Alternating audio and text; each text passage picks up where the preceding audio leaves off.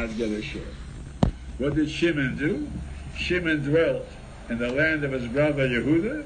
When Yehuda needed the land, they pushed him out. And the Levi had no land at all, except for some cities, few cities. Now in the Torah, there's a remarkable statement by HaKadosh Baruch Hu himself about Levi, about the business of not having any land. HaKadosh Baruch Hu said about Levi, Lo yeh shevet Levi chelek v'nachlo.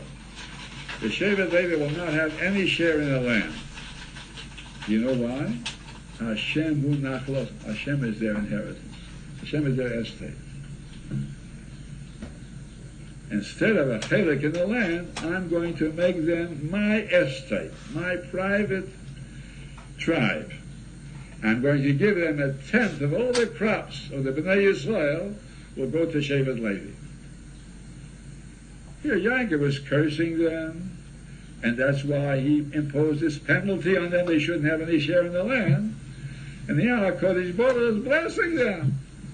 They don't need a share in the land. I am their land. Hashem hu nachalosam. It's a remarkable thing. What happened here? The answer is that when Levi heard the words of his father, order apom, it went into his bones, into his marrow. He took it to heart. And Levi learned a lesson that everybody has to learn. That anger is a precious quality, a useful quality, but it has to be reserved only for important occasions.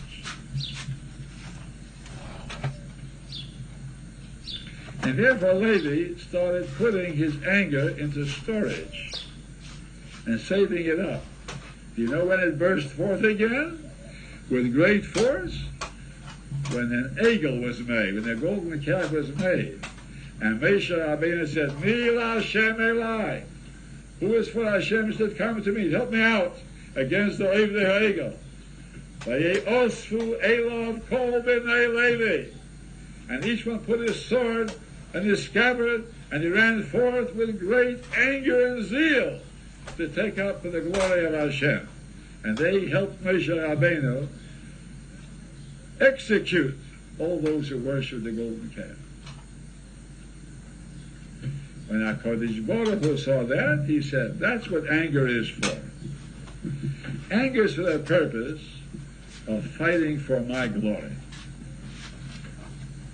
To be angry at evil men who trample on righteousness. To be angry at the unjust who wrong others.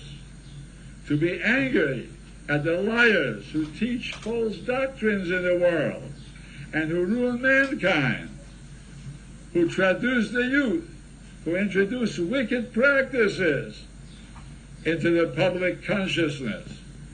All the evil men have to be treated with anger. That kind of anger is a sign of love of Hashem. All those people who don't get excited when they see a wickedness, for instance, when they're digging in their graves, archaeologists and the others are digging in their graves. After all, the graves are graves of old generations of medieval tzaddikim. And the archaeologists are out for money. They're all atheists. And it doesn't mean a thing to them, but they get a certain grants from organizations from America, so they're digging. And the Frum Jews come out and they try to prevent them. Now the Frum Jews are beaten by the police. The police are terribly cruel because the police are motivated by the public. And the public analysis, all you have to know, is motivated by the press. And the press in Eretz Yisrael is the most anti-Semitic press in the world. The Hebrew press in Eretz Yisrael hates Orthodox Jews more than any kind of sector of the press in the world.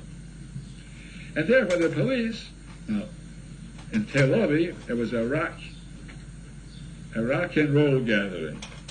And there was a riot. Some policemen were even killed. Nothing was done. Nobody was apprehended. And the newspapers didn't come out with any protests against that. Rock and roll, that's from America. Anything from America is good. Any wildness, even narcotics, imported to America. Everything from America is admired. Any wild thing.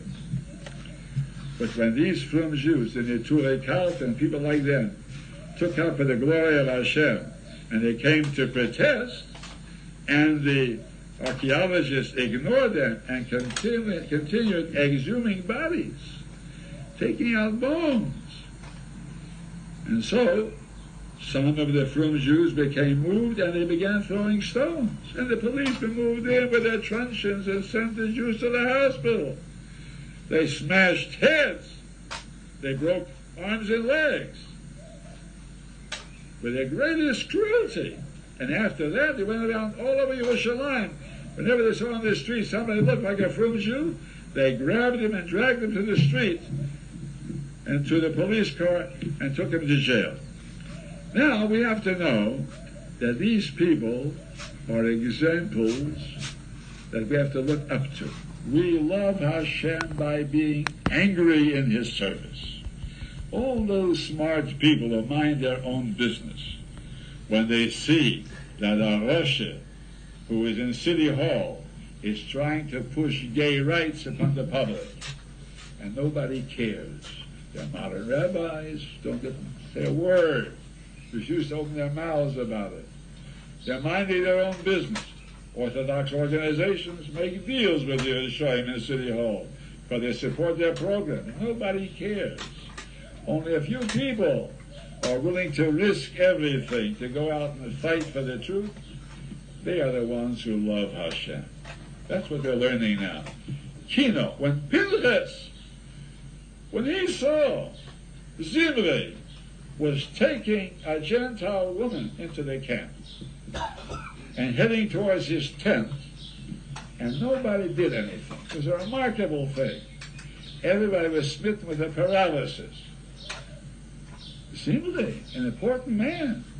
And such a demonstration, taking a Gentile woman to his tent, he didn't know what to make of it. But Pinchas didn't wait. So Pinchas took a spear and he hastened into the tent after them, and he did what he had to do. He slew them. Start. Zimri's an important man. If he has to be judged, there's law and order. Other people should judge him, not you. What are you taking, law in your own hands? You're a criminal. You're a Megana. The Shvatim are Meganas, Pinchas. But HaKadosh Baruch Hu said otherwise. HaKadosh Baruch Hu says, Hinei noisen lo b'risi shalom, I'm giving him my covenant of friendship. He is my friend. It's only because he took up for me that I refrained from sending a plague to destroy you. If nobody takes out for the glory of Hashem, Hashem himself steps in and takes out for his glory. It's only the Kanoim, the Neturei Kalt Jews, and all frum Jews who fight for the glory of Hashem, they're the ones who protect us from the Mageva.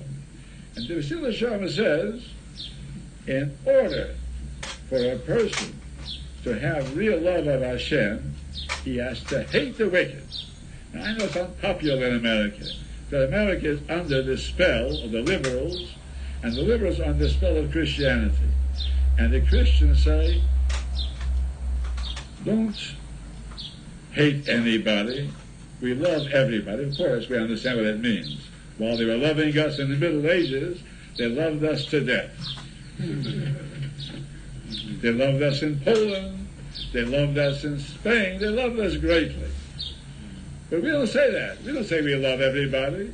And the truth is, we love more than anybody else in the world loves. The Jew is not such a cheap lover. He doesn't throw around love for nothing. The Jew said, we hate a lot of people. Those who deserve should be hated. Halo misanecha Hashem es Hashem. Those who hate you, I hate. Uviskoimemecho es kot, and I quarrel with those who rise up against you. Tachlis sinos nation. I hate them with the extreme of hatred. Oyave Hashem. If you love Hashem, sinu ro, hate evil. You cannot be wishy-washy. You're modern Orthodox. Oh yes, gays also. Have compassion on the gays. let them go around teaching in the public schools too, and taking the children and making all of them into homosexuals. That's what they want. What do the Orthodox Jews say? I'm talking about a real one, nothing doing. We demonstrate against it, we'll fight against it, we'll mobilize public opinion against it.